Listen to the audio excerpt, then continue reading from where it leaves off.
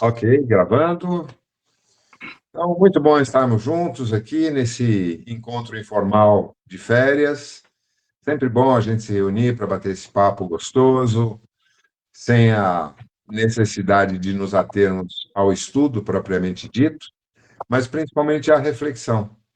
E que possamos ser intuídos pelos nossos amigos que também se fazem presentes aqui conosco, que tenhamos a sensibilidade de encaminhar temas que sejam do interesse de todos e que possamos, de alguma forma, aproveitarmos esses momentos para nos agasalharmos espiritualmente, né? Que é muito importante. Aqui é um abraço virtual que nós nos damos, tanto aqueles de nós que se encontram aqui pelo contato eletrônico, quanto aqueles que estão no plano extrafísico. E dentro desse espírito, vamos agradecer ao nosso Criador pela oportunidade que nos dá desse encontro tão prazeroso, tão agradável e que certamente nos conecta com as energias superiores do nosso Mestre Jesus. Pai nosso que estais nos céus, santificado seja o vosso nome. Venha a nós o vosso reino e seja feita a vossa vontade na terra, assim como no céu. O pão nosso de cada dia dai-nos hoje, Pai. Perdoa-nos por nossas ofensas, assim como perdoarmos aqueles que nos ofenderem, e não nos deixes cair em tentação, mas livra-nos, Pai, de todo o mal, que assim seja, graças a Deus. Então vamos lá. Antes de fazermos qualquer outra coisa, eu abro a pauta aqui.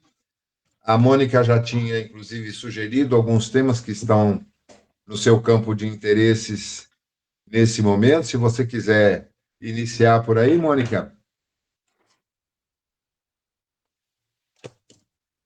Então, assim, eu estou com interesses em acessar registros arcásticos, né, para poder também acessar tanto os meus como de pessoas que a gente ajuda, né, e é um trabalho que eu ainda não consegui entender como funciona, porque a gente acessa de vez em quando, às vezes não acessa. Eu acabei de fazer um curso de Karuna também, que a gente tem alguns símbolos que a gente intensifica essa busca, né, dos registros e tal. É uma coisa que me interessa, porque a gente, a gente tem o karma, né, para a gente passar. E aí a gente vem, talvez, repetindo de várias encarnações os mesmos erros, né? Seria muito bom se a gente viesse assim, não cometa esse erro de novo, né? Você já está 10 vezes cometendo o mesmo erro.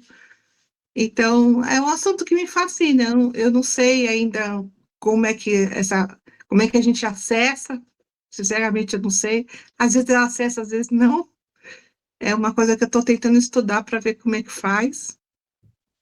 E tentar, assim, aprender com isso, para a gente não repetir os mesmos erros, porque eu não sei se eu quero ficar na Terra depois, não.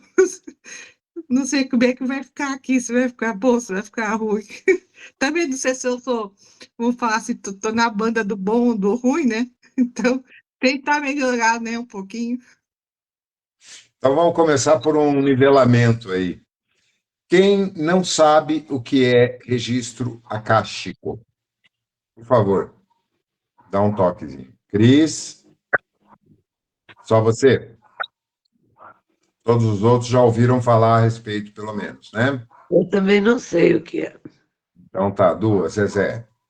Zé, Já Zé, eu fala já aqui. ouvi falar, mas eu não sei específico, então eu gostaria de saber mais, né? Tá.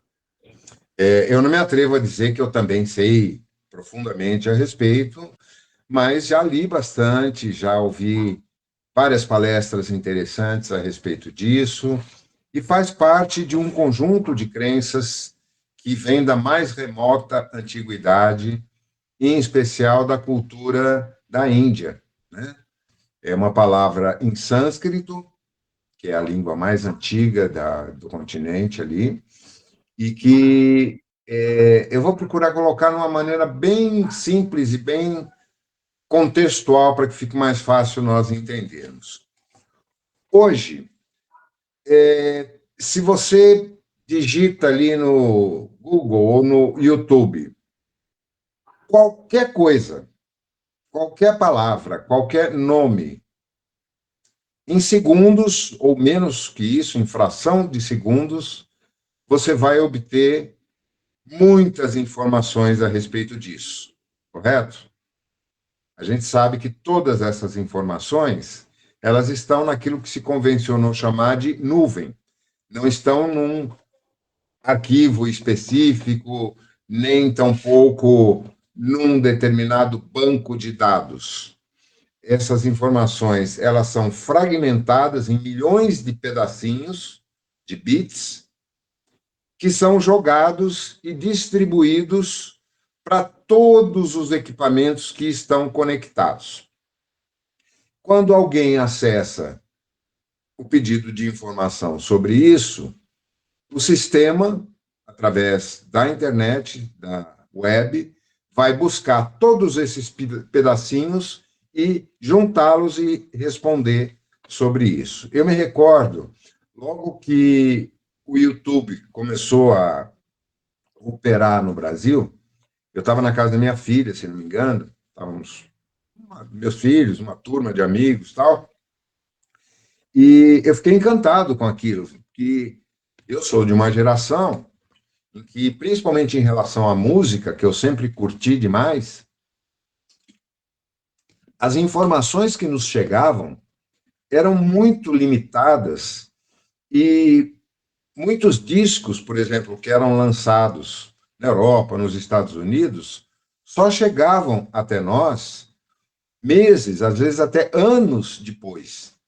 E as únicas informações que a gente tinha sobre os artistas, as bandas, o que quer que fosse, eram aquelas que eram colocadas nas capas dos discos.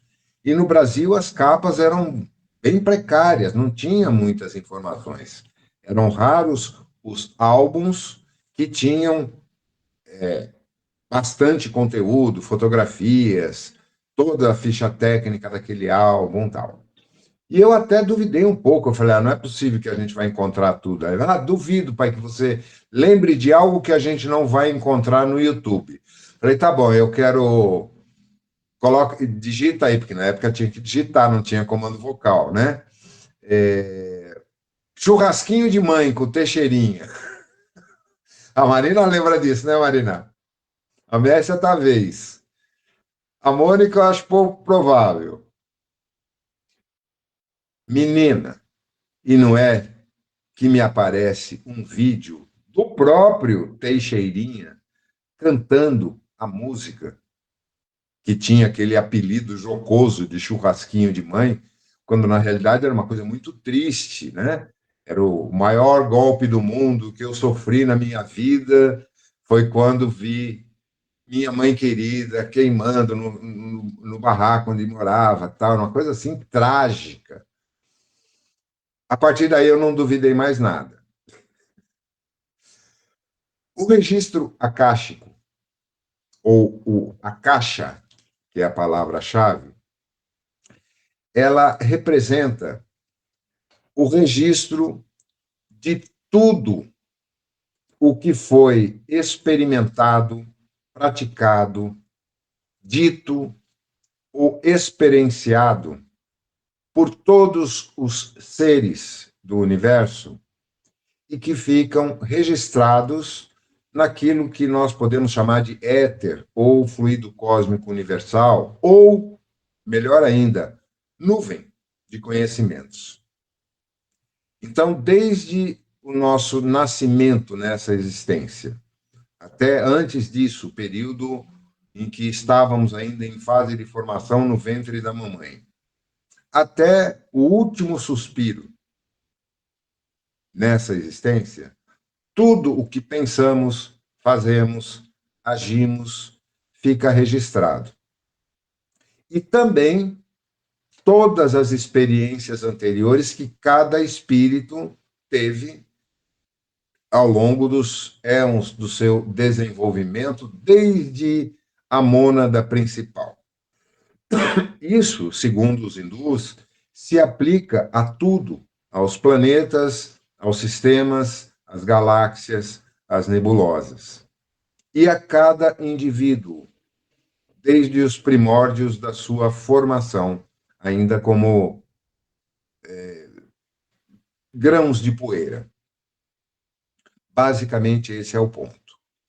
O acesso a esses registros, obviamente, ele não é tão liberado quanto as informações que buscamos no YouTube ou em qualquer outro repositório de conhecimentos, em que você simplesmente digita qualquer coisa ali.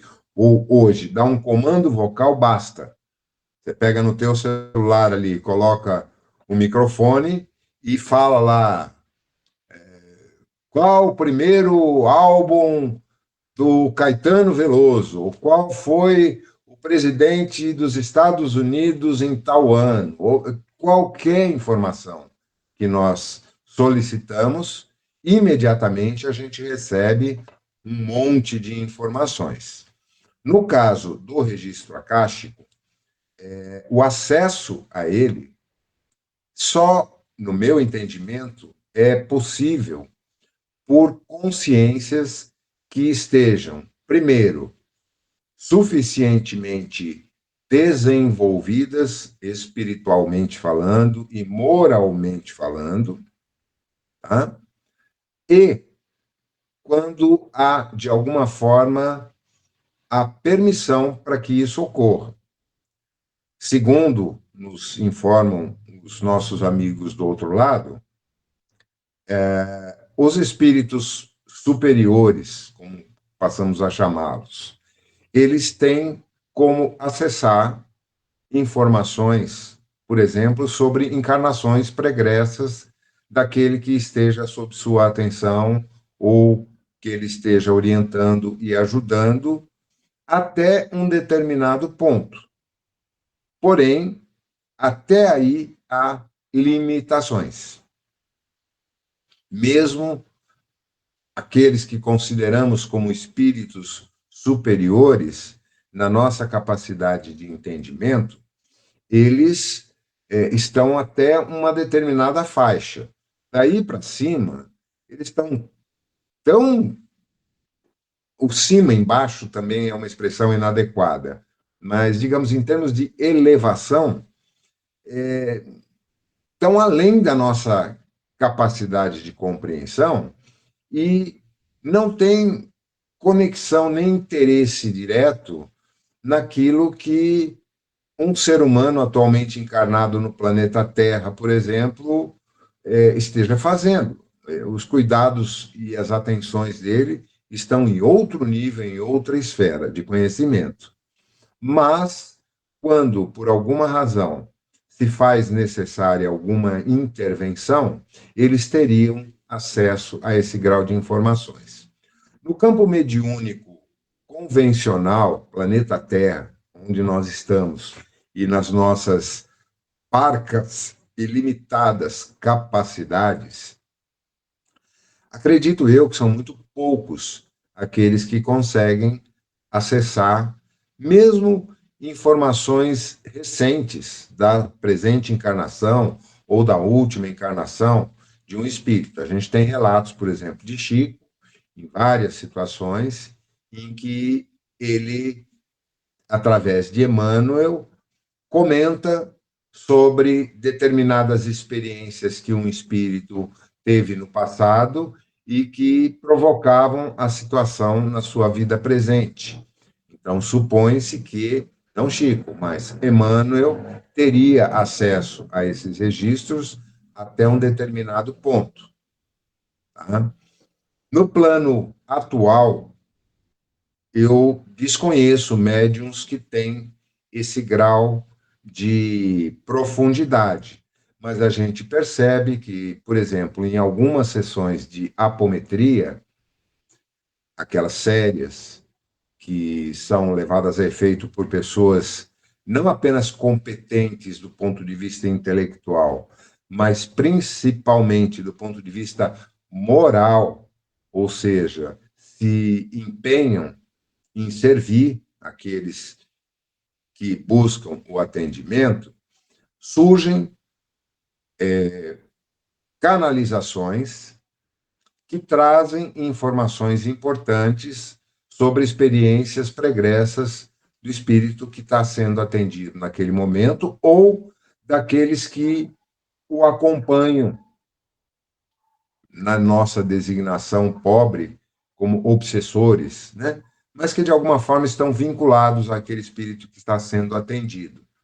Assim como eles conseguem distinguir formas de pensamento que tomam aparência e características de espíritos desencarnados, mas não são, são apenas uma projeção mental criada por aquele espírito que está sendo atendido ou por outros no seu entorno e que vem sendo alimentadas ao longo do tempo de forma inconsciente pelas energias do pensamento e dos sentimentos, das emoções. Hoje, acredito eu, Mônica, depois você me corrija se eu estiver errado, mas uma quantidade expressiva de manifestações que ordinariamente eram chamados de obsessores não são, de fato, espíritos, mas sim formas de pensamento que acompanham a pessoa e que, eventualmente, num momento de fragilidade ou de impulsividade muito grande ou de profundo adoecimento mental e emocional, acabam vindo à tona, sendo resgatadas inconscientemente e passam a interferir na vida presente do indivíduo. Faz sentido isso para você, Mônica? Não sei se é isso que você quer dizer, por exemplo, na apometria, que a gente já falou, os maiores obsessores são a auto-obsessão, né? Sim. 50%, sei lá. Tem uma conta, ninguém fez conta, né? Mas é um pouco isso, assim, a pessoa cria uma forma de pensamento, né? E cria, às vezes, um problema lá no passado, na personalidade de vidas passadas, ela teve um problema e aquela imagem, aquele problema criou um sentimento, né? E aquele sentimento cria uma forma de pensamento. Então, É plasmada no astral e toma uma aparência daquela personalidade que existiu no passado.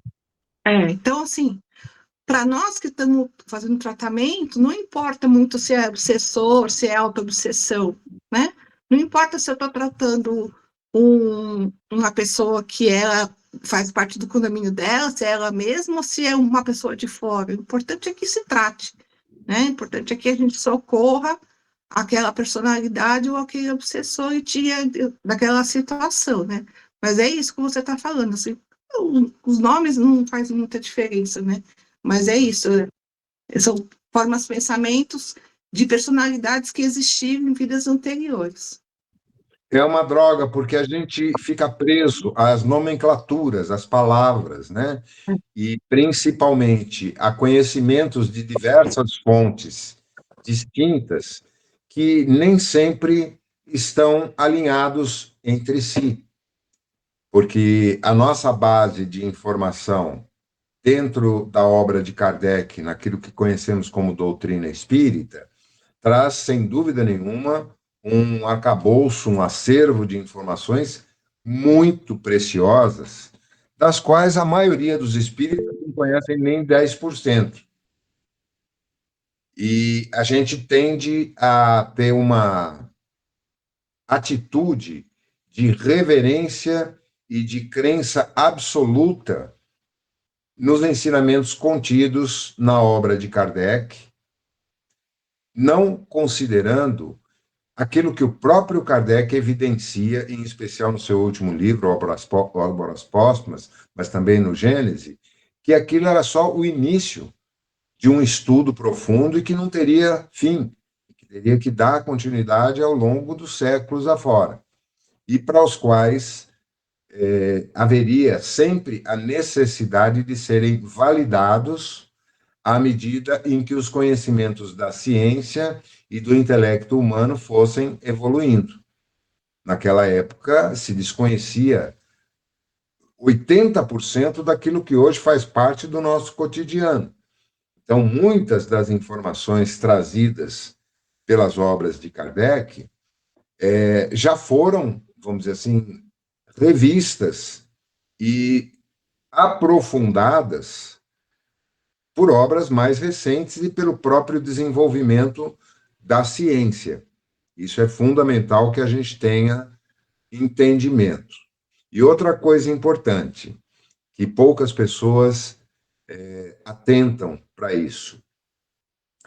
A obra que o professor Rivaio levou a cabo, começando com o Livro dos Espíritos, até a Gênese, e principalmente a maior obra dele, que é desconhecida da grande maioria dos espíritas, até hoje, que é a Revista Espírita, que tem centenas de exemplares com as experiências práticas que continuavam a ser realizadas, independente daquelas que tinham como objetivo a formação dos livros básicos da doutrina. Porque na Revista Espírita, semanal, ou seja, tinha quantas semanas tem no ano? 1050, é isso? Ajuda aí, Google. Que seja, era uma revista por semana, que foi publicada ininterruptamente até a morte dele, na Sociedade de Estudos do Espírito em Paris. E lá se relatavam experiências do mesmo quilate, do mesmo porte das que foram reproduzidas depois no Livro dos Espíritos, mas não de forma metódica, e sim aleatória, onde se manifestavam espíritos dos mais diversos níveis de conhecimento intelectual ou moral, e alguns muito ligados ao campo das ciências. E tudo o que foi produzido do ponto de vista literário naquela época, sejam as obras em si, sejam essas publicações da Revista Espírita, eram profundamente impactadas e influenciadas pela mentalidade vigente em França, no século XIX, metade do século XIX, que era uma nação essencialmente católica, apostólica, romana, com uma profunda influência dessa igreja. As próprias comunicações dos espíritos que a gente lê nos livros, muitos deles são atribuídos a espíritos que eram expoentes na religião católica, o espírito de São Luís, por exemplo, o espírito de Agostinho e tantos outros, o cura d'Ars, que tinha sido um bispo, e tantos outros. Então, há esse laivo de catolicismo e de dogmatismo que permeia toda a obra de Kardec. Isso, hoje, já não é mais cabível e nem faz mais sentido, porque a gente desmistificou a própria evolução humana, intelectual e moral ao longo desses quase 170 anos, desmistificou muitos dos conceitos católicos e que hoje não tem mais lugar, a própria igreja tem dificuldade de assimilá-los. Tá? Fala, Mônica.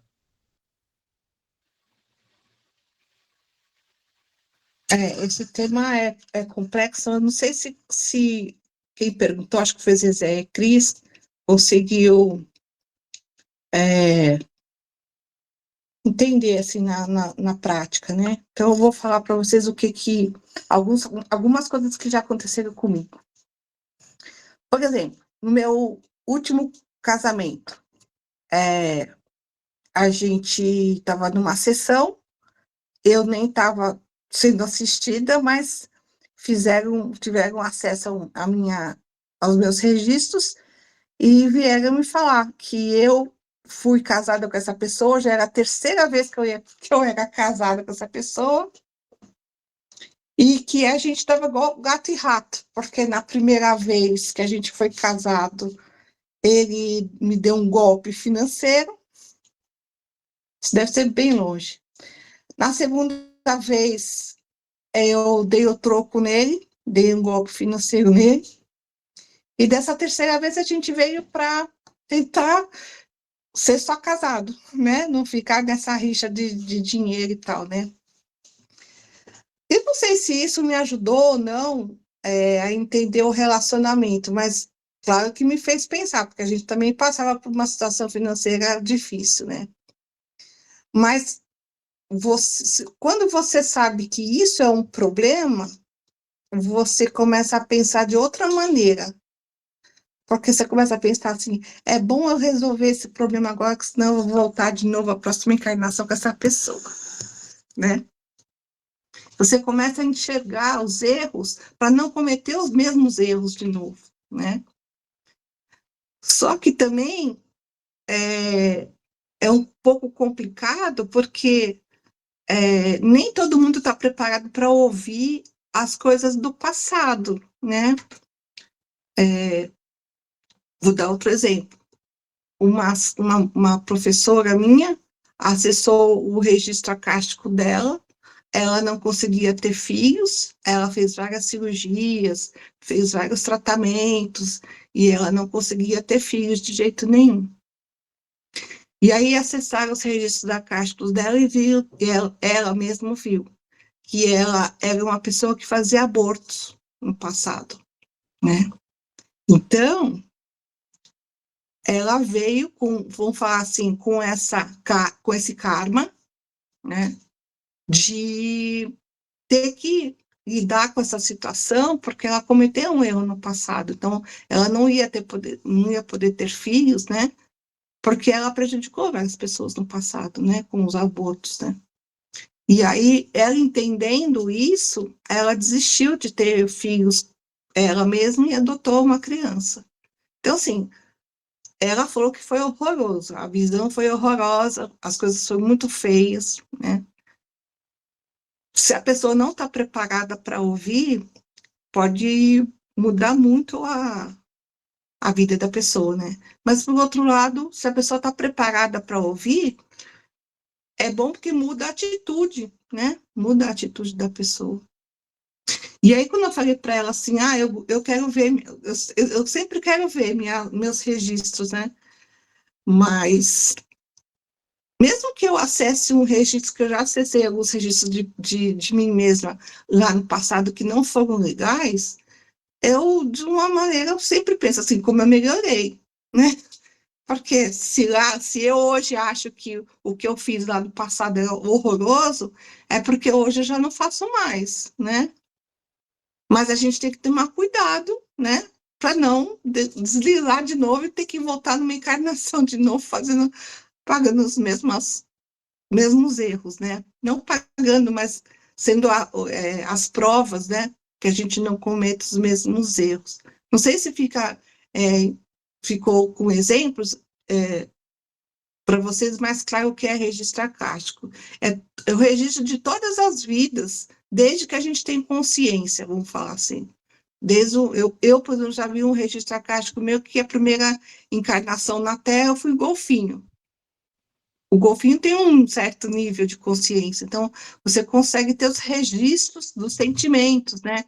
Porque, embora você não tenha uma consciência plena, vamos falar de humano, você já tem sentimentos, você já tem uma certa inteligência, então fica registrado ali naquele HD que o Zé falou que está na nuvem, né? E aí a gente consegue acessar tudo o que aconteceu desde que a gente foi criado. E eu vou agora um pouco discordar do Zé, que ele diz que poucos médiuns têm esse acesso. Eu vou discordar, porque ou eu tive o privilégio de trabalhar com bons médiuns, né? Porque realmente não é tão raro assim, não é tão raro assim.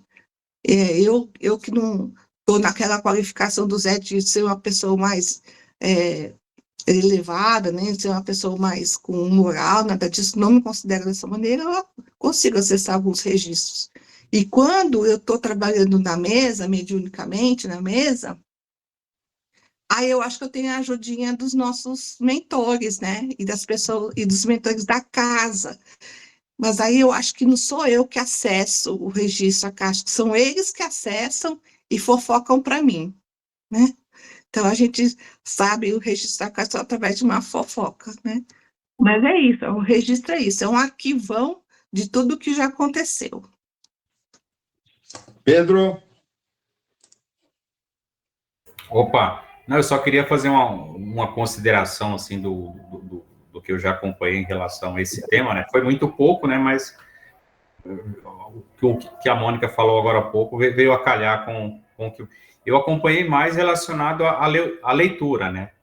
Não tão técnica, né? Mais romance, mas ela falou uma coisa bem importante, igual ela falou assim, ó, não é tão, assim, difícil, não, e o que ela falou, assim, a comunicação com os mentores espirituais, ele que faz esse acesso do registro acástico e passa a informação para ela, né?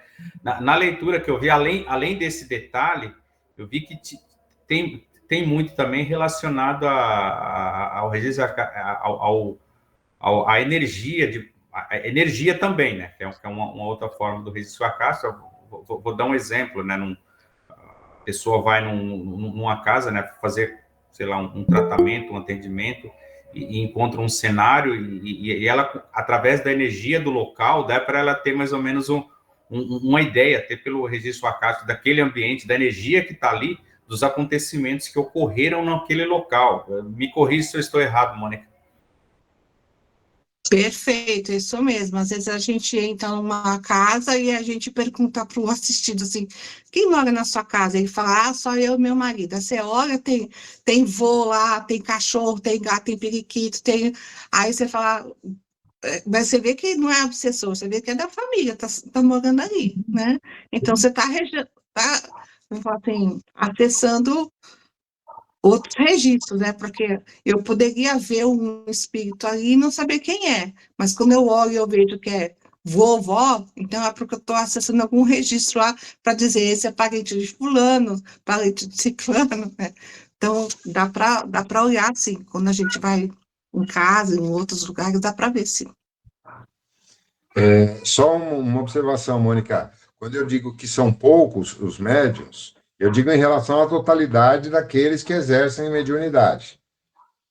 Porque, lamentavelmente, hoje, poucos médiuns estão suficientemente preparados, não apenas do ponto de vista intelectual, de estudarem profundamente, fazerem cursos, tal, mas até moralmente, no seu contexto de vida, comprometidos com a responsabilidade do exercício da mediunidade, não que o façam de forma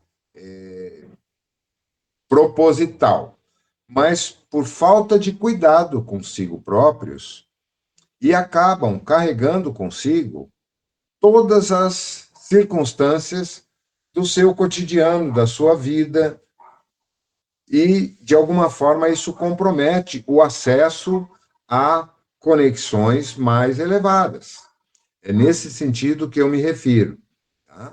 E Então, aí não é uma também... questão de quantidade, mas, realmente, do ponto de vista... Não há como fazer estatísticas sobre isso, mas os próprios relatos de espíritos que se comunicam e pelo teor das suas comunicações demonstram uma autoridade moral respeitável, dão bastante ênfase a isso, tanto nas comunicações obtidas nas sessões mediúnicas, quanto na literatura, em especial da mais recente, que, sob vários autores diferentes, com vários canalizadores diferentes, demonstram isso como sendo uma triste realidade, que ocorre não apenas dentro do espiritismo, mas em todas as religiões.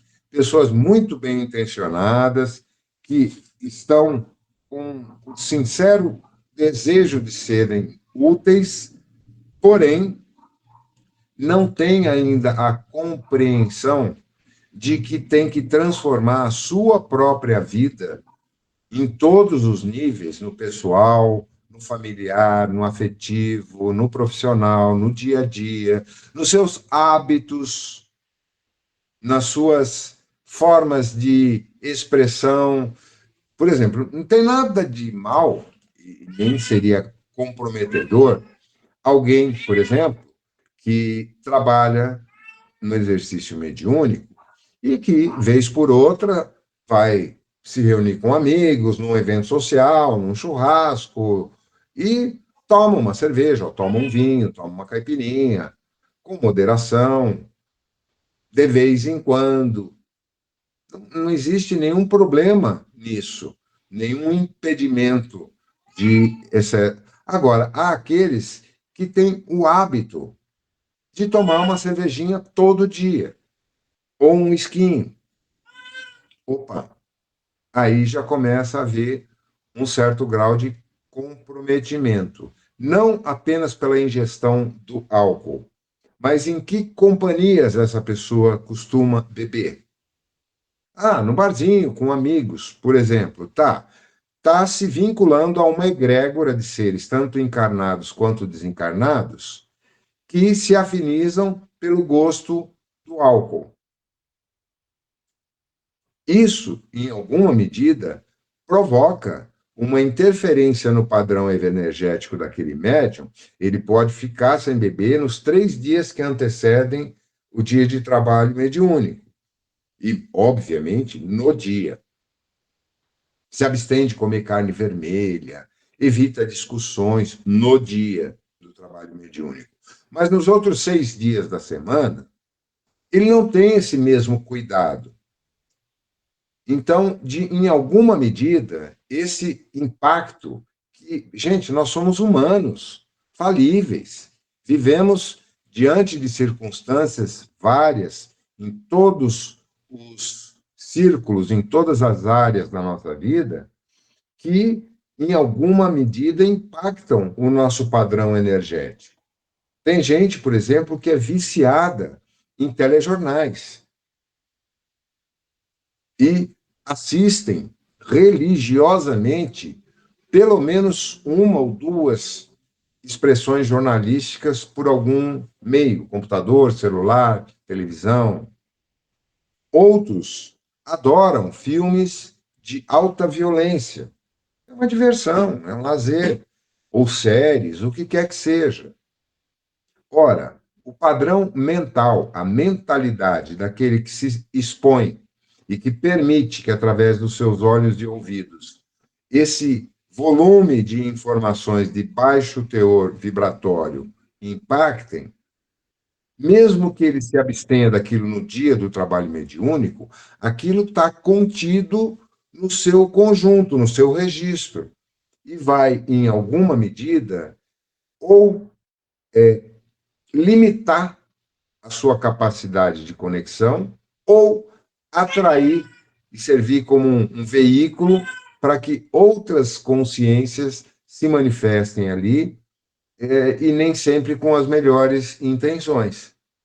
É nesse sentido que eu me refiro que o despreparo da grande maioria dos médiuns, sem nenhum desrespeito a eles, nem citando exemplos negativos, porque eu sou humano tanto quanto qualquer outro. Eu, de vez em quando, amanhã mesmo, vou comer uma feijoada com os amigos. Inevitavelmente, eu vou tomar uma caipirinha. Um frio desse, não tem a menor dúvida. Agora, eu não bebo todos os dias e nem bebo para me embriagar. Mas eu me relaciono com algumas pessoas ótimas, excelentes, que têm muitas qualidades, mas que são alcoólatras contumazes. 2 desses que vão almoçar comigo, por exemplo. Um advogado, amigo meu, há mais de 50 anos. O outro, um frequentador do Seara durante muitos anos, que também é um cara muito espiritualizado, que regularmente costuma passar por algum tipo de atendimento espiritual, tal, mas ambos bebem todos os dias. E, em muitas ocasiões, bebem bem. Eu não consigo acompanhar nenhum dos dois. Ora, eu estou com essas pessoas e com outros desse núcleo de amizades que também têm em comum o hábito de beber e alguns exagerarem. Eu estou envolvido nessa egrégora, eu tenho conexão com eles, ainda que não conscientemente. Isso afeta o meu contexto geral? Em certa medida, sim. Eu procuro meditar todos os dias, eu me mantenho, tanto quanto possível, vigilante aos meus pensamentos, eu estou em conexão sempre que, por qualquer razão, pensamentos negativos passam pela minha cabeça, eu procuro parar um pouquinho, respirar fundo, entender o que está se manifestando ali e me conectar com um padrão de energia mais alto. Mas isso não me torna melhor que ninguém. E, eventualmente, pode afetar, em alguma medida, conexões e comunicações das quais eu venho a ser veículo, embora eu não exerça nenhuma atividade mediúnica. É nesse sentido que eu quis dizer, Mônica, que há um despreparo muito grande e uma enorme dificuldade das pessoas que convivem no meio social com outras pessoas de se absterem por completo de qualquer tipo de interferência que possa vir a representar um ônus, um peso maior no momento em que está no exercício da atividade mediúnica. A única atenuante que eu vejo é aquela expressão tão linda, tão reconfortadora do mestre, de que o amor cobre a multidão dos nossos pecados. A intenção sincera, verdadeira, de servir ao próximo, de ser útil, não de doação, não é dar, é servir ao outro, permite que equilibre essa frequência energética e que aqueles que nos assistem, em especial nos momentos de trabalho mediúnico ou dentro da casa espírita, em qualquer atividade que seja, recebamos um carinho extra, um cuidado especial para afastar ou mudar essa frequência vibratória de maneira que não interfira no exercício daquilo que vamos fazer com o intuito sincero de servir. Diga, Mônica. Você falou uma coisa importante, assim, para a gente conseguir acessar o registro acástico, a gente tem que fazer o que o pessoal chama de subida da Kundalini, ou seja, a gente tem que estar com as energias dos chakras muito equilibrados e com a energia vamos falar assim, da abertura, né, do terceiro olho, pineal, tudo funcionando.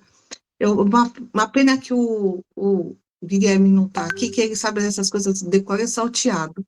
Mas eu acho que para acessar o registro acástico, a gente não acessa pela pineal, a gente acessa pelo hipotálamo, se não me engano.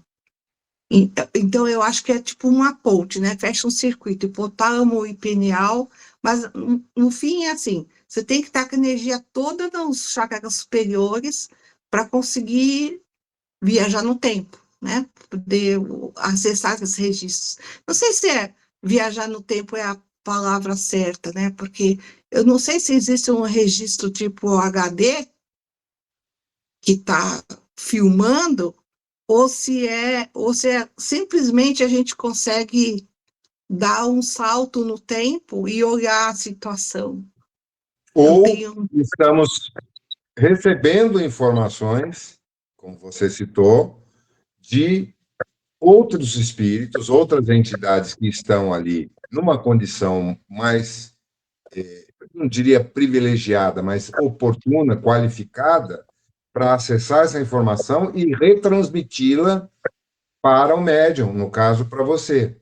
Não é que É, você aí, está acessando diretamente, você está aí usando a você tem que estar conexão. com uma energia, uma elevação muito grande, né? Não está com a energia, né, baixa, terrena, tem que ter energia bem alta para você conseguir fazer isso, senão não vai, né? E uma coisa que a gente tem que levar em consideração, isso é um fato científico e que vem sendo cada vez mais reconhecido e divulgado. Hoje, segundo a Organização Mundial de Saúde, 1 em cada 8 indivíduos no planeta tem ou já teve algum tipo de transtorno mental. Tá? O Brasil é, segundo a Organização Mundial de Saúde, vários outros órgãos médicos e várias pesquisas que vêm sendo divulgadas recentemente, em especial 23, 24, 25, o Brasil é campeão mundial de ansiedade. Nós temos o maior número de casos diagnosticados de ansiedade per capita do mundo. Qualquer pessoa, ou seja, a maioria de nós, tá? Porque, como dizia o sábio filósofo baiano, de perto ninguém é normal, né? Que estejamos, em alguma medida, sendo impactados por algum tipo de transtorno mental, ansiedade, depressão, síndrome do pânico, e, eventualmente, até por situações patológicas. Por exemplo, quem tem algum problema grave de saúde, um diabetes que exige um acompanhamento constante, que às vezes provoca transtornos, um problema estomacal, digestivo, que afeta até o humor da pessoa inadvertidamente, ou uma fibromialgia, que é outro tema que você vai querer abordar também, com certeza, pelo que você escreveu lá, e que provoca dores terríveis e que, na maior parte dos casos, não é diagnosticada, porque poucos profissionais ainda, na atualidade, têm conhecimento e atenção suficiente para se aprofundarem no estudo de caso e diagnosticarem e tratarem adequadamente, na medida do possível, a fibromialgia. Todas essas interferências patológicas, ou seja, do corpo físico, também, de alguma forma, influenciam a frequência vibratória do cérebro. Há que ter um imenso controle e uma capacidade enorme de abstração para que a pessoa não seja impactada por aquilo que acomete o seu corpo no momento da incorporação mediúnica. Você pode até, naquele momento ali, estar sendo amparada, há algum apoio ali que faz uma certa analgesia, por exemplo, no médium, para que ele não seja tão impactado, mas se durante o dia você sentiu dores terríveis, mal-estar, toma medicamentos pesados, tal, isso em alguma medida vai criar algum grau de interferência na comunicação. É esperado que isso aconteça. Agora, o que eu quero deixar assim bem definido, a minha maneira de entender isso, não apenas o exercício da mediunidade, que tem que ter um propósito, não apenas a curiosidade, e muito menos a vaidade, que nós sabemos que influenciam profundamente muitos médiuns. Mas qualquer outra forma de expressão que nós utilizemos ao longo do nosso dia, ela só nos coloca num patamar vibratório mais elevado quando ela está embasada, tem como fundamento principal o amor, o desejo sincero de servir, seja com uma demonstração de tolerância diante de uma ignorância qualquer, um momento de abstração ali, de você perceber que, eventualmente, uma pessoa que você encontra todos os dias, naquele dia não está muito bem, e você procurar alguma forma de se aproximar daquela pessoa, se disponibilizar, eventualmente, para ouvir, ou simplesmente para fazer um elogio, botar um pouco ela para cima quando ela está mal. Coisas sutis e que acontecem dezenas de vezes todos os dias da nossa vida. Esse, assim como qualquer outro tipo de expressão humana, são os objetivos principais da nossa existência. Muito mais do que exercício dessa ou daquela atividade, seja ela física, profissional, relacional, mediúnica, espiritual.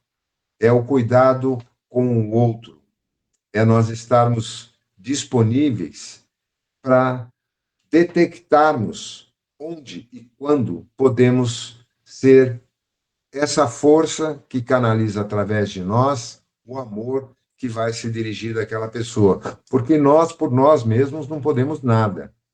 Mas quando estamos imbuídos desse sentimento de servir, nós acessamos uma frequência vibratória poderosíssima, e por isso somos chamados de co-criadores, que permite que essa energia flua através de nós e provoque algum bem ao mundo. Não necessariamente com outro ser humano, pode ser com um animal, pode ser com uma planta. Mas essa manifestação do amor é o objetivo principal, no meu entendimento, da existência presente para todos nós, porque é onde estamos sendo aferidos, não pelas nossas competências, nem pelas nossas ações, nem pela nossa cultura, nem pela nossa disposição de exercer determinadas atividades pelo bem comum, mas pela capacidade que desenvolvemos interiormente de nos disponibilizarmos para sermos veículos e canalizadores do amor universal que flui através de nós. Essa nossa capacidade de co-criar é que nos diferencia ou nos qualifica para estarmos, pelo menos, próximos da linha de corte nesse processo de transição pelo qual todos passamos. Então, o desenvolvimento intelectual, o conhecimento, o estudo, o aprimoramento das nossas qualidades é fundamental, é de maior importância, mas tem pouco ou nenhum valor se ele não estiver a serviço do mundo em que vivemos. Caso contrário, é puro egoísmo. Vamos pular para o próximo link, que já está quase no finalzinho, esse aqui. Fechar essa página aqui e abrir o outro, tá?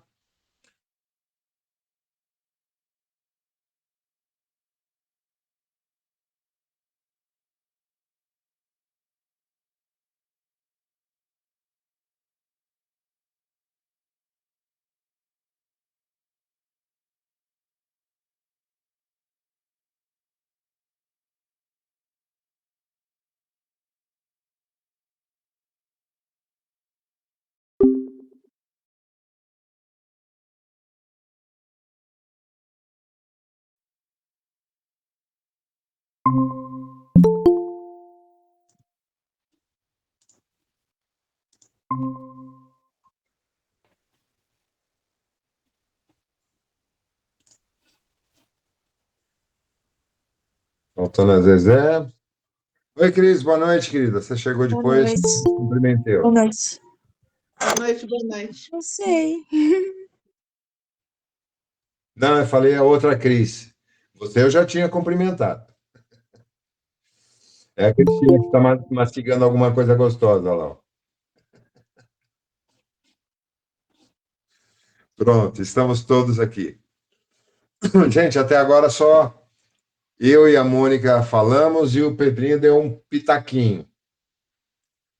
Por favor, entrem na roda, se aproxeguem, conte alguma conversa aí para nós. Vamos assuntar.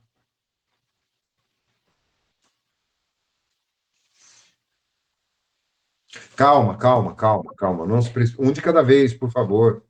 Eu gosto de aprender com vocês, viu? Eu gosto de aprender, adoro ouvir. Vou ali buscar um livro e já volto, tá? Félix pediu para eu ler uma parte. Peraí. Tá. Desculpa, você que falou aquele. Eu adoro ouvir o que vocês falam. Ah, mas nós também adoramos ouvir a sua voz e o que você tem para nos dizer. Ó. Não só você, mas todos. Eu sou Sabe que... um grãozinho de titica perto de vocês. Vocês são, nossa. Seja bem-vindo ao clube, somos todos. Aqui a gente pode ter até alguma quantidade de conhecimento, mas sabedoria, ó. Ah, mas é importantíssimo a gente ter conhecimento também, né? Porque aí na sabedoria a gente acaba aprendendo com a vida, não sei. Não, sabedoria é a aplicação prática do conhecimento adquirido. Essa é a minha concepção de sabedoria. Fala, Mércia. Então, quando você dizia que o grande valor da vida do ser humano é realmente o amor com que ele expressa a sua condição, eu me lembrei de São Paulo, quando falou sobre a caridade, né? Que ainda que se falasse a língua dos anjos, que conseguisse uma série de coisas extraordinárias, sem caridade, nada seria. E a caridade que ele fala é aquela...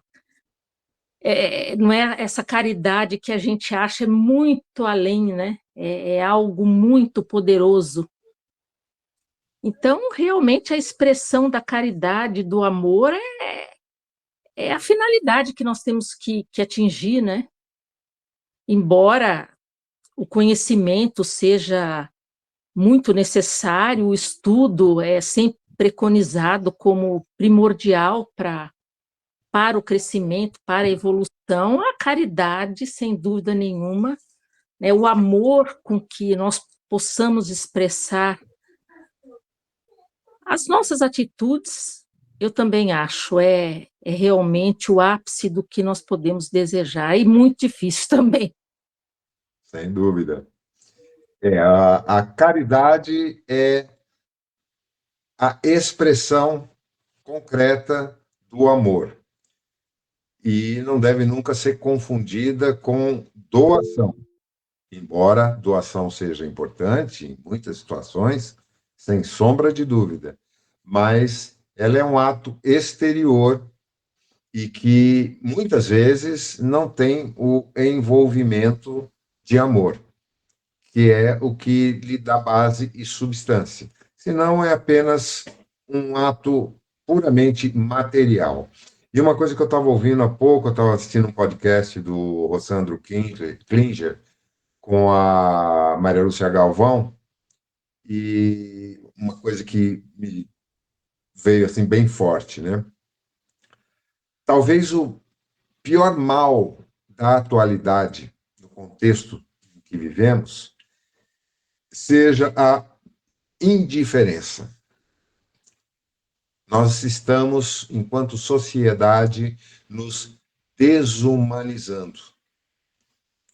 O egoísmo predomina profundamente na nossa vida e, em alguma medida, acaba sendo o elemento principal da sociedade humana na atualidade.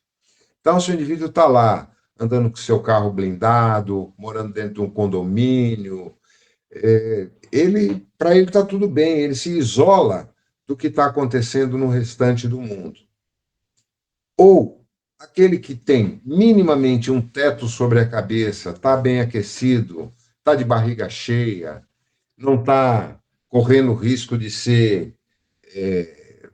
sofrer algum tipo de violência, tal, ele está pouco se lixando. Se ele ouve alguém gritando no meio da rua, ele fecha a janela, apaga a luz e fica quietinho no seu canto.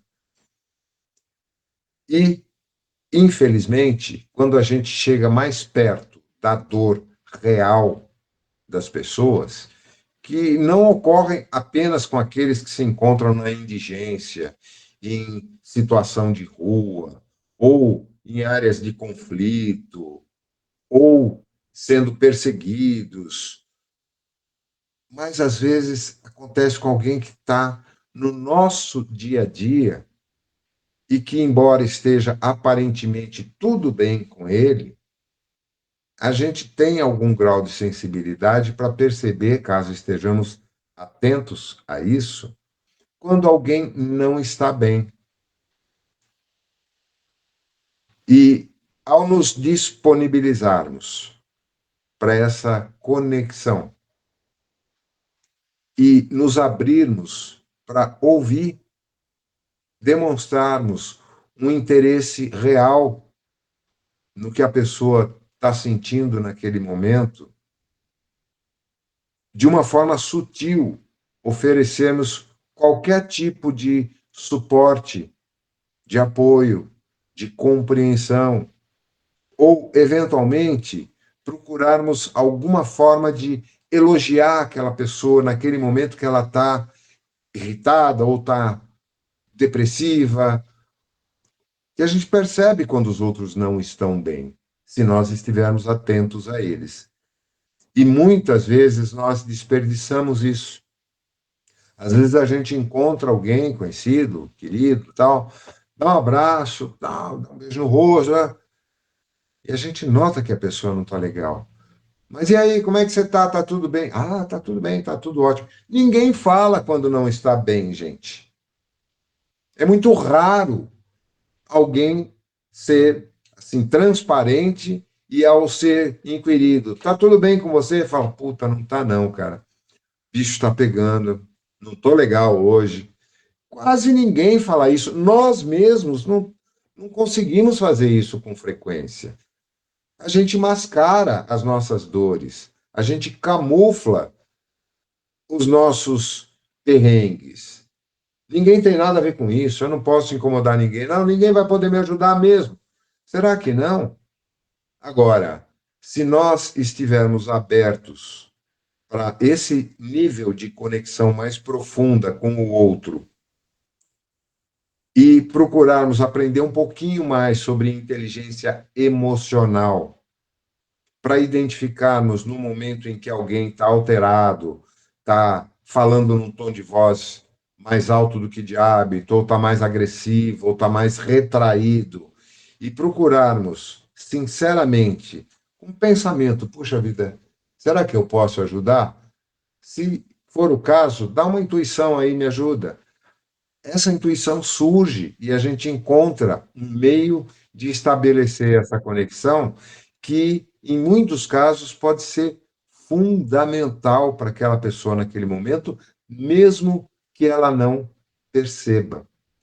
Vocês se lembram do começo daquele livro que estudamos o ano passado, o Conversa com o Pai João, no qual a personagem principal do livro, a Sabrina, está passando por um momento terrível na vida dela, está em vias de cometer suicídio, com 2 filhos pequenos, um marido alcoólatra, sem dinheiro para pagar as contas básicas, dependendo da mãe. E na fila do banco, um médium que tinha sido encaminhado ali por intuição pela equipe espiritual da casa onde ele trabalhava, intuído a tocar nela, mesmo sem conhecê-la diretamente, só colocar a mão no ombro dela. E com esse gesto, ele consegue absorver uma enorme carga de energia densa, pesada, que ela estava carregando consigo, e não era um processo obsessivo, era uma auto-obsessão, E a partir daí se estabelece um pequeno. Primeiro ela reage muito mal, depois ela pede desculpas. E finalmente ela o reconhece como sendo alguém que trabalhava no mesmo centro espírita que a mãe dela frequentava. E através de uma conversa breve, ela é intuída a aceitar, já sem aquela carga de energia pesada, e até a casa espírita, onde ela começa o tratamento, que é o desenrolar da história do livro. Isso, eventualmente, nós podemos ser veículos para esse tipo de ação, mesmo que a gente nunca fique sabendo, mas bastando que nos disponibilizamos para isso. Existe um conceito na cultura indiana de que nós podemos eventualmente produzir karma futuro. E com boas atitudes, bons pensamentos, às vezes a coisa absolutamente simples, que nós prestamos algum serviço a alguém ou a uma comunidade, uma coisa tola ali, que nós não tínhamos nenhum envolvimento, isso eventualmente está criando condições adequadas para que nós eliminemos cargas deletérias que carreguemos conosco ou nos conectemos no futuro com alguém que vai nos dar um suporte num momento tão importante quanto foi aquele no qual interferimos no outro. É aquele conceito das leis universais, que é a lei do retorno décuplo, que é aquilo que a gente faz espontaneamente, nós recebemos, mesmo que não tenhamos essa intenção, acrescidos de uma expressão muito mais intensa. Esse é o ponto que eu acho que a gente tem que usar como referência no nosso dia a dia. Como eu posso servir? E quando a gente percebe que deixou passar uma oportunidade, consultar o nosso coração, não o que eu fiz de bom hoje, não, o que eu deixei de fazer de bem hoje, a gente vai perceber, porque o nosso coração sempre vai apontar para nós, puxa, eu abracei aquela pessoa hoje, mas eu senti que ela não estava bem e eu fiz de conta que eu não percebi.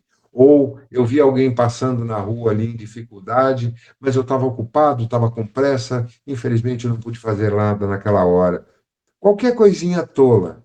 Quando nós nos damos conta disso e procuramos nos aprimorar para termos maior percepção da dor do outro ou da dor do mundo, nós certamente estaremos nos alinhando com as forças do bem que estão trabalhando nesse processo de transição.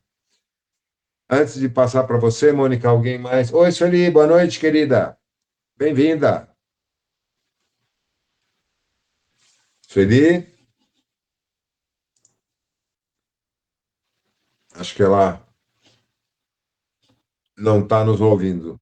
Deve estar com o microfone fechado, Sueli. Está com... Não está nos ouvindo, então. Agora sim. Ahá! Estava Opa, escondidinha. tudo bom aí? Que bom você estar com a gente. O que você está comendo de gostoso aí? Estou comendo um franguinho empanado com arroz à grega. Ai, que delícia! Vocês já jantaram? Vocês já jantaram, né? Não, eu não janto, mas eu sempre faço uma boquinha à noite. E fica com vontade, né? Estou até escutando o cheirinho aqui desse franguinho empanado. Tá Bem-vinda, querida. Guilherme está aí por perto? Está aqui do lado. Então, um abraço para o Guilherme também. Bom apetite. Obrigada. Fala, Estou Mônica. escutando aqui vocês. Vamos lá. Alguém quer falar sobre karma? Depois eu vou te fazer uma pergunta, mas deixa para não perder o raciocínio aqui do que a gente está falando, fui intuída para ir ler um trecho da oração do perdão. A oração do perdão, para mim, é a Bíblia, tipo assim, tudo está aqui na oração do perdão. Se a gente conseguir fazer 10% da oração do perdão, já tá bom nessa encarnação, né? Eu acho que é os nossos dois desafios, né?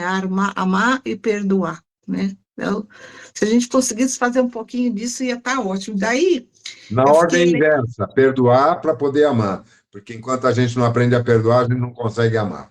Continua. Então, aí eu queria fazer duas observações do que você falou também, né? Tem um trechinho aqui que tem um pouco a ver, assim, no lugar da dor, coloco o esquecimento de mim mesmo. E aí, nesse trecho,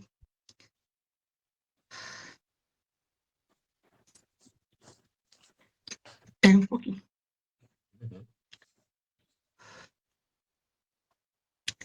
Aí, nesse trecho, eu queria dizer assim,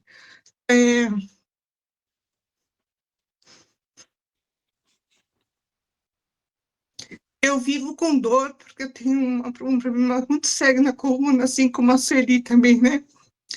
E quando a gente vai trabalhar para o outro, a gente tem que esquecer dessas dores, sabe? Tanto as físicas como as emocionais, mas as físicas é bem difícil, porque elas nos acompanham e é o que você estava falando, que a gente tem que abstrair essas dores, porque é muito fácil a gente cair nessa vibração quando a gente está sentindo dor. Quando está sentindo dor, a nossa vibração vai lá embaixo. Então, a gente tem que realmente esquecer, né, que ela existe. E é impressionante como, quando a gente está trabalhando mediunicamente, a dor vai embora. É impressionante, assim, como eu sou empata, né, eu sinto a dor da outra pessoa, né, que eu estou tratando.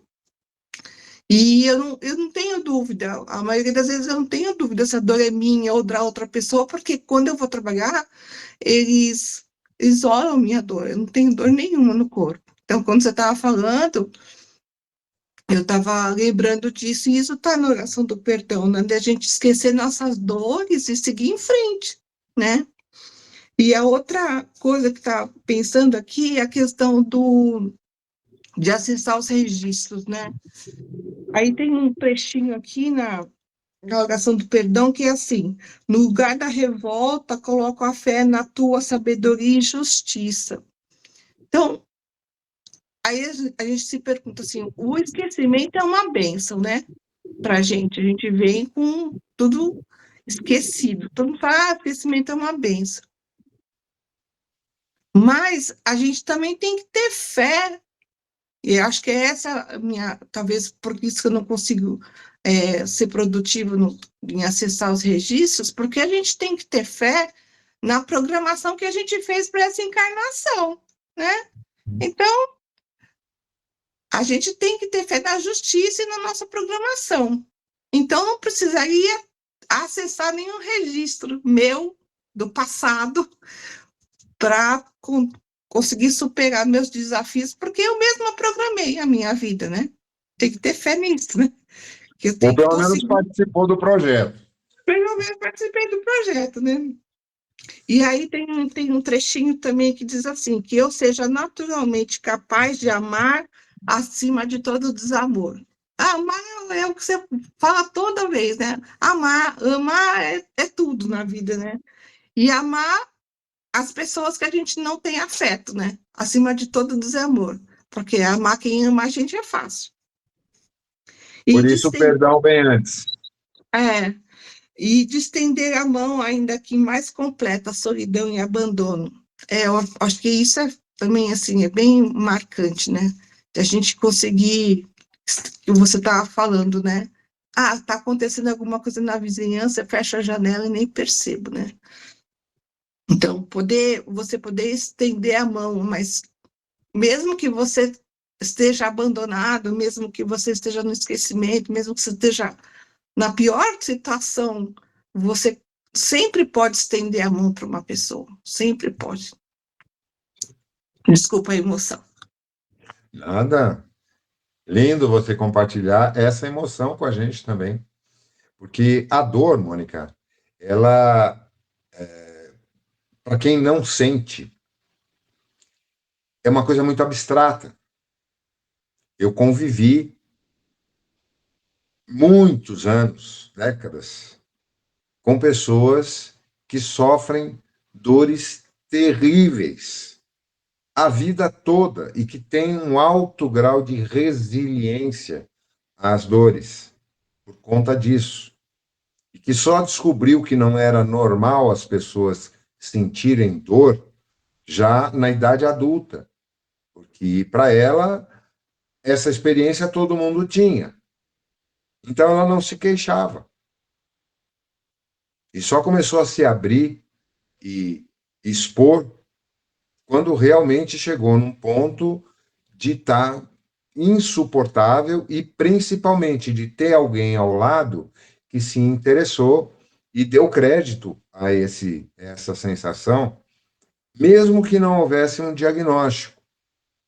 E isso perdurou durante muito tempo, porque é normal para pessoas, e eu comentei isso na palestra no Seara ontem, principalmente mulheres, embora existam casos também em homens, mas principalmente mulheres que sentem dores terríveis e essas dores não têm nenhuma causa detectável através de exames, seja de imagem, seja de patologia, acabam sendo taxadas de poliqueixosas. Ah, não, isso é somático.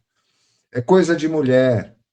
Hoje, mais recentemente, a ciência médica tem evoluído grandemente nesse ponto e passou a se ter um pouco mais de possibilidade de entendimento. Deixa eu só passar uma mensagem para o meu irmão aqui, que ele está me ligando. Eu vou fazer um parênteses aqui, né? Quando eu falei sobre dor lá no nosso chatzinho, lá no nosso grupo, Aham.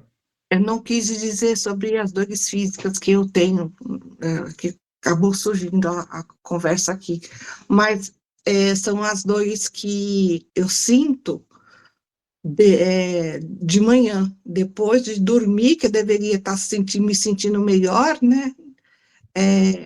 O meu desdobramento está cada vez mais intenso à noite, e eu acordo com o corpo que está um bagaço, um bagaço. Então, assim, e isso é um relato que eu ouço de vários médiuns, né, que estão trabalhando muito à noite, e acaba que o corpo físico de manhã cedo está pior do que quando foi deitado.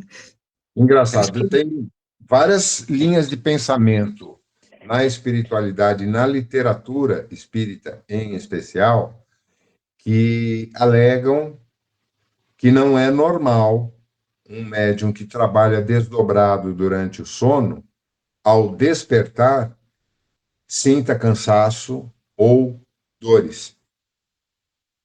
Isso, recentemente, eu estava lendo um livro do Robson, que relata experiências de um médium que faz parte da equipe deles, né, e que trabalha muito em desdobramento, inclusive em regiões bem densas do plano extrafísico, e que, quando ele, ao despertar, não estava bem, questionou, porque ele tinha uma conexão quase que permanente com os mentores, mesmo em estado de vigília, e lhe foi orientado que não, que isso era devido à má qualidade do sono que o corpo físico dele estava passando e que, em alguma medida, estava comprometido e que ele deveria cuidar.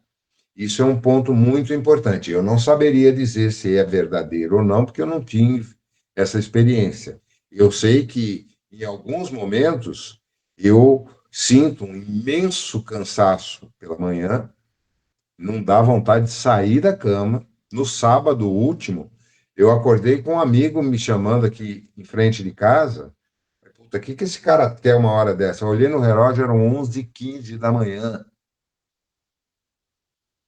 Eu nunca dormi até tão tarde assim. E acordei, óbvio, tonto. Eu tinha ido dormir 11h30, meia-noite.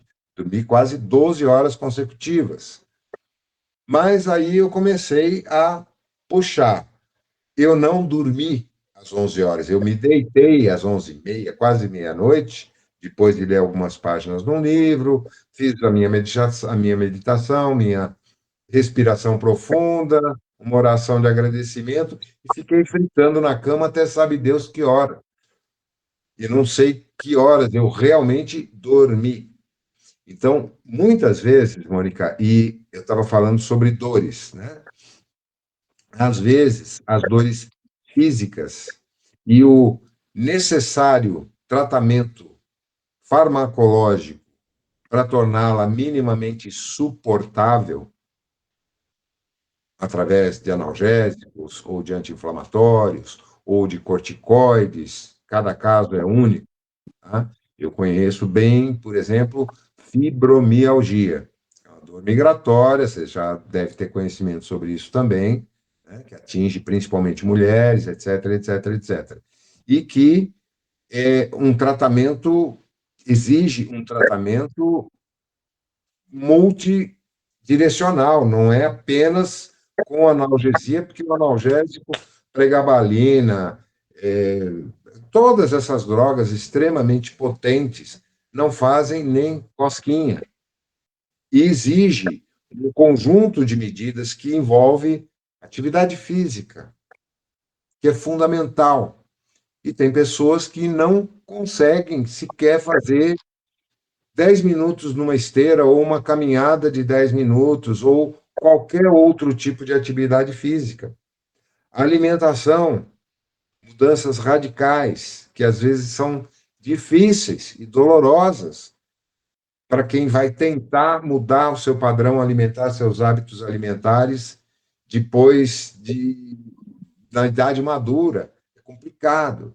Tem muitos fatores. Então, isso que você está relatando, dessa sensibilidade exacerbada ao despertar, poder ter sido ocasionada por trabalho mediúnico em desdobramento, há controvérsias em relação a isso. Pode ocorrer. Eu vou te dizer assim, eu faço parte de um grupo da Casa do Consolador, que vamos falar assim, a diretora é a Mônica de Medeiros, né? Faço parte de um grupo lá e a gente tem alguns trabalhos específicos em desdobramento, e a gente sabe que trabalho vai fazer naquela noite, né? E a gente começou a fazer esse trabalho, e aí o pessoal começou a relatar que no dia seguinte estava só o pó da rabiola, né? Então, assim, eu puxei esse assunto porque é um E o assunto que ela tá... fala a respeito? Porque a Mônica tem uma bagagem considerável. Né? A Mônica falou, é normal mesmo, porque a gente tá trabalhando em regiões de conflitos, né? De guerras e tal. Então, a gente está usando muita energia, mesmo em desdobramento. Então, a gente está sugando tudo quanto é energia possível à noite para conseguir fazer os trabalhos que a gente está fazendo. Então, assim, eu puxei o assunto porque pode ser que outras pessoas também tenham essas dores. Há muitos relatos, né? Então, assim, que assim, eu falo que de repente pode ser alguém que tá sentindo dores e tal, está trabalhando mediunicamente, está sentindo essas dores e acha que é um problema de saúde, mas não é, entendeu? É um problema mediúnico. Talvez o Guilherme consiga falar mais alguma coisa sobre isso, mas... Então, gente, vamos passar a palavra... As dores da coluna, com as dores do desdobramento, eu estou só o pó. Vamos passar, então, para a Sueli e para o Guilherme, porque nós temos só mais 6 minutos antes do encerramento. Meu querido, boa noite, prazer em vê-lo aqui conosco. Pois é. Vou só lhe pedir para ser breve, para que a gente não se estenda muito além do horário, tá? Tá bom. E daí eu vou pedir também, Guilherme, para você está falando sobre registros acásticos, se tem uma glândula mais específica que a gente usa, né, se hipófise, sei lá, alguma glândula mais específica para poder fazer esses acessos. Vamos elencar um assunto, então, para não ficar muito dilatado. Eu acho que a dor é mais oportuna, porque é um ponto sensível para todo mundo. Se vocês me permitem. A questão de dor, hoje em dia, é medido, tá? Existe ressonância, né, PET, né, você faz registro de pósitrons, né, você usa uma máquina de ressonância magnética por pósitrons, dá para ver a região que dói, dá para determinar, e colocando os sensores nos nervos, dá para saber a intensidade elétrica, porque dor é um impulso elétrico, o corpo registra como dor, né? Quando se toma um anestésico, ele simplesmente interrompe parte dessa comunicação. Por isso é que as pessoas conhecem tanto sobre dor, por causa do anestésico. A dor dela, né? Nós sentimos dores emocionais, porque ativa partes do corpo. Por exemplo, uma pessoa estressada, você vai e mede o batimento cardíaco dela, ela acelera. Isso quer dizer que a dor mexe com o corpo físico. Então, a pessoa sentir dor ou medo e aquilo piora a dor, é por isso que em vacina, tipo assim, olha para o outro lado, né, com as crianças e não fica olhando, porque se você ficar encarando, dói mais, não é? Quanto à ressonância, esse processo de ir em algum lugar e trabalhar é mais ou menos como físico mesmo. Se você vai carregar um caminhão de melancia, você vai acabar com as costas, com tudo dolorido, excesso de trabalho. Nosso corpo, quando a gente volta para o corpo, a gente traz parte da energia e ressonância. A espiritualidade não pode fazer tudo, cabe a gente, né? É por isso que tem a internet e não tem controle. O governo está tentando controlar o que deve se ver, isto ou não. Tem coisas que tem que fazer leis, mas se o indivíduo for lá burlar e entrar ali, ele consegue acessar. As pessoas que tentam fazer esse tipo de trabalho se deparam com energias muito baixas, de baixa frequência. E reverbera no corpo, vai reverberar. Por quê? Porque o corpo é a conexão da alma, né? O que é negócio. Se você falar no microfone, que eu estou falando agora, ele está registrando o que está sendo dito. E está passando pela bateria do telefone aqui, passando por aí, via éter, como colocar assim na radiodifusão, e vocês estão ouvindo nos seus telefones. Não é a minha voz que vocês estão ouvindo, vocês estão enganados, que vocês estão ouvindo a minha voz. Vocês estão ouvindo uma conversão de sinal, tá? Começar, vocês são loucos, é tudo médico que vocês estão me ouvindo, não estão não. Estão vivendo uma reprodução da minha voz, mas não é a minha voz. É que tem uma sincronia perfeita e tal, e tudo bem, né? Então, a pituitária, ela é um tipo de antena parabólica, né? Ela está ligada, a pituitária está ligada no sistema de corpo astral, o corpo etérico, todos os corpos são interligados, a gente vê com nomes diferentes, mas é uma coisa só, é que nem uma mexerica. Pô, tem a casca, tem o gomo 1, 2, 3, mas, pô, é uma mexerica, né? Apesar que a gente chupa um gomo de cada vez, mas é uma mexerica, então todos os gomos fazem parte da mexerica. É mais ou menos isso. A pituitária controlar a pituitária? Tá. Essas técnicas, né, já são conhecidas pelos budistas, principalmente os tibetanos, que são os dos mais disciplinados para fazer esse treinamento mental. Meu mestre, Gangshen Tuku Rinpoche, que me treinou em Shawang Nalso, que eu sou iniciado um tipo de reiki tibetano, ele fez um tratamento de cranal na Itália, e o dentista quis dar uma anestesia. Ele falou, não precisa. Dor é fictícia, ela não existe. Ela só existe se você acreditar. O dentista não queria fazer, falou, não, pode fazer. Fez o tratamento de canal, quer dizer, mexeu diretamente no nervo do cara, e o cara não sentiu dor. E depois o dentista se tornou budista, só para você ver, né?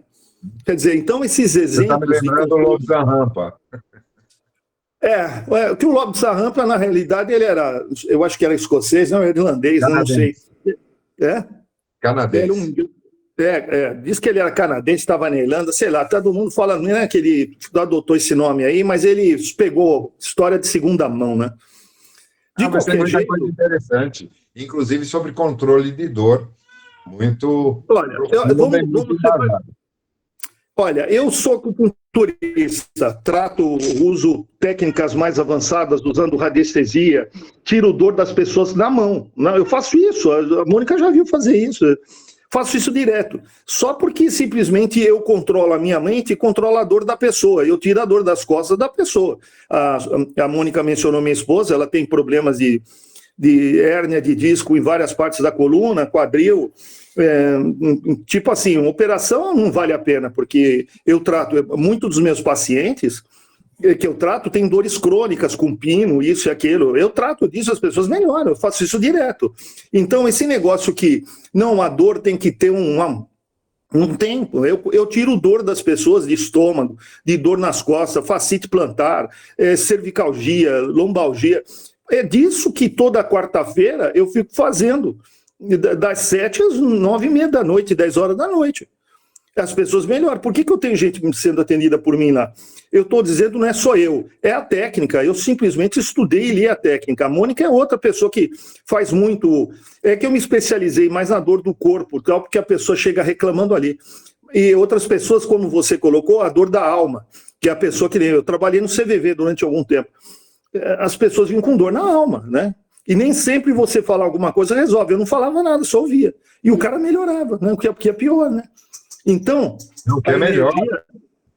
Eu estou preocupado com o horário aqui, a Sueli está me cobrando aqui, que não é fácil, não. Então, é isso, e a pituitária seria isso, né, de tratar a pituitária, de tentar concentração mental e limpar a mente. O problema é limpar a mente, né? Se você quer fazer uma gravação de alguma música, que nem a Sueli faz aqui, ela tem que tentar limpar o ambiente para que não tenha ruído e atrapalhe. A nossa mente mais atrapalha do que ajuda. Por isso que quem faz meditação, ele não pensa, não cria expectativa, não fica ouvindo nada, né? É isso, é tranquilizar a mente. E ouvir, né? Você fazer meditação não é falar com Deus, é ouvir a Deus. O princípio é esse, né? É isso aí. Deixa eu só falar, mas eu acho um pouco isso mesmo, sabe? Porque quando eu acordo que eu tô com muita dor, aí entra a parte racional de falar, essa dor não é minha, essa não é minha, a da coluna eu já conheço, mas essa dor não é minha. Então aí que Posso dar entra uma sugestão? isolar. Pode, claro. Vamos deixar esse assunto dor para ser a nossa pauta prioritária na próxima terça-feira, porque é um Pode ser. assunto extremamente interessante e que é uma pena a gente abordá-lo assim, tendo restrição de horário, sem poder aprofundar. Você topa participar semana que vem, Guilherme? Tudo bem, vou me programar para isso. Então tá bom, vai ser sempre às um vezes prazer. acontecem essas coisas aqui, eu tenho que cuidar a Sueli tem horários para tomar os remédios, aí a minha refeição, às vezes, eu tenho que preparar, sou eu que cozinho, né? Não sei se isso é o karma dela, coitado. Né? Pode ser sorte dela. Vai saber, né? Então, por causa disso, às vezes eu me ausento um pouco, mas ela liga, ela ouve, e se eu puder dar o meu piteco aí, como diz aí, pitaco, tanto faz. Então vamos deixar isso já definido. Semana que vem a gente vai tratar e peço a todos que pesquisem um pouco, leiam, assistam algum vídeo interessante e tal, para darem também suas contribuições e a gente não ficar muito focado numa visão de uma, duas pessoas só. Vamos participar mais, porque dor atinge todos nós. Em algum momento da vida, por alguma razão, a gente vai sentir ou já sentiu dor. Então, é um assunto muito interessante para a gente abordar em profundidade. Combinados? Combinado. Então, gente, gratidão a todos pela participação. Muito legal. Esses papos informais, eles são gostosos, né? Porque a gente não fica só focado num tema de um livro ou de 2 livros, mas os assuntos vão se encadeando e vão se tornando muito, muito agradáveis. Agradecemos também a todos aqueles que nos intuíram e nos acompanharam durante esse encontro. Esperamos poder contar com todos vocês na próxima semana. E vamos fazer uma singela homenagem àquela que é a expressão do amor maior para todos nós, nossa querida Mãe Maria. Ave Maria, cheia de graça, o Senhor é convosco. Bendita sois entre as mulheres e bendito é o fruto do vosso ventre. Santa Maria, Mãe de Jesus, roga por nós, aprendizes dessa vida, agora e na hora de nossa passagem. Que assim seja, graças a Deus. Valeu, gente. Beijo no coração de todos, estejam em paz, boa semana, bom frio. Uma boa noite e uma ótima semana. Boas.